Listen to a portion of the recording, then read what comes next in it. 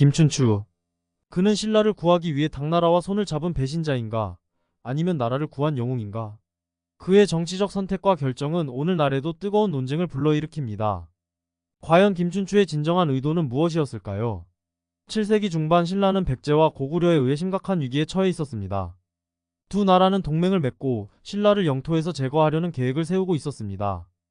645년 신라는 사방이 적으로 둘러싸인 고립된 상태에서 스스로를 지킬 수 있는 힘이 부족했습니다. 이러한 위기 속에서 신라의 지도층은 나라를 구할 방도를 찾기 위해 필사적인 외교적 노력을 기울였고 그 중심에 김춘추가 있었습니다. 그러나 김춘추의 결정에는 개인적 비극도 중요한 역할을 했습니다. 백제와의 전투 중 그의 사위 김품석과 딸이 백제군에 의해 살해된 것이죠. 이 사건은 김춘추에게 백제에 대한 복수심을 불러일으켰고 이는 그의 정치적 결단에 결정적인 영향을 미쳤습니다. 처음에 김춘추는 고구려를 통해 신라의 위기를 타개하려 했습니다. 고구려와 같은 한민족으로서 협력할 수 있다고 믿었기 때문이죠. 김춘추는 고구려의 군사적 지원을 받아 백제에 맞서려는 계획을 세우고 고구려로 향했습니다. 하지만 당시 고구려는 영계소문이 정권을 장악하고 있었습니다. 영계소문은 김춘추의 제안을 냉담하게 거절했습니다. 고구려는 신라와 협력할 의지가 없었고 오히려 신라를 자신들의 영향력 아래 두려는 의도가 더 강했습니다. 결국 김춘추의 고구려 지원 요청은 실패로 끝났습니다.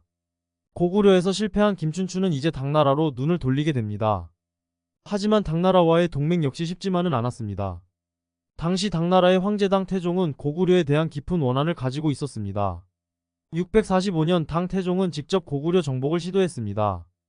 그는 대규모 군사를 이끌고 고구려를 침공해 안시성까지 공격했지만 안시성 전투에서 고구려군의 필사적인 저항에 부딪혔습니다. 당 태종은 수차례의 공격에도 안시성을 함락시키지 못했고 결국 고구려 침공은 실패로 끝났습니다. 이 전투는 당나라와 고구려 사이의 긴장을 더욱 고조시켰습니다. 당 태종의 패배는 당나라의 자존심에 큰 상처를 남겼지만 그는 여전히 고구려를 정복하려는 야망을 포기하지 않았습니다. 김춘추는 당나라에 도착해 당 태종을 만나 동맹을 제안했습니다.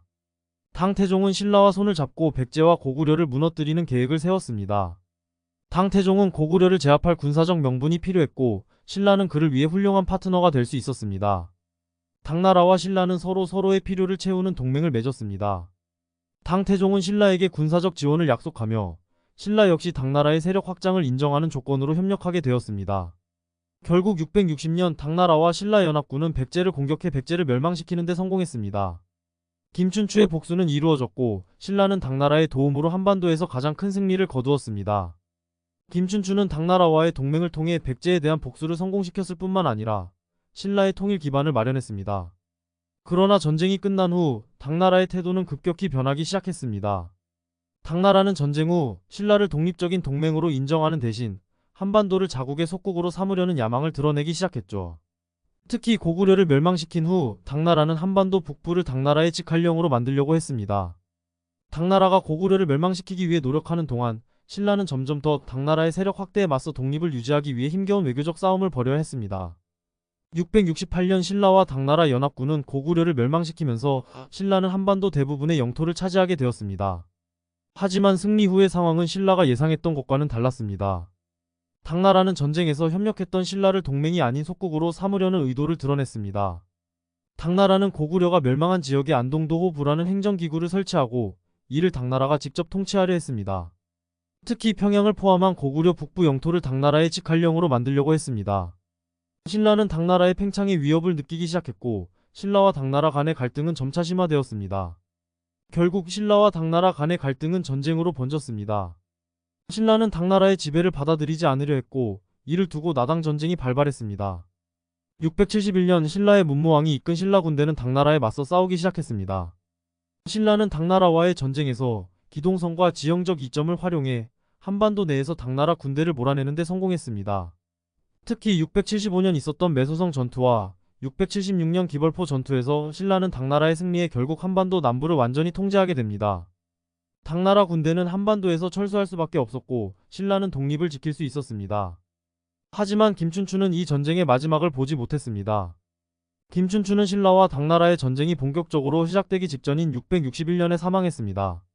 그는 왕으로 즉위한 지 7년 만에 세상을 떠났지만 그의 업적은 신라와 한반도 역사에 영원히 남을 중요한 전환점이 되었습니다. 김춘추는 당나라와의 동맹을 통해 백제를 멸망시켰고 신라의 삼국 통일 기반을 마련했습니다. 그는 개인적인 복수를 이루었을 뿐만 아니라 신라의 왕조를 굳건히 다졌으며 그의 아들 문무왕이 나당 전쟁을 통해 한반도를 통일하는 대업을 완성할 수 있었습니다. 김춘추는 신라를 구한 영웅이었을까요? 아니면 민족을 배신한 정치가였을까요? 그는 당나라와의 협력을 통해 백제를 멸망시키고 신라의 통일을 가능하게 만든 인물이었습니다.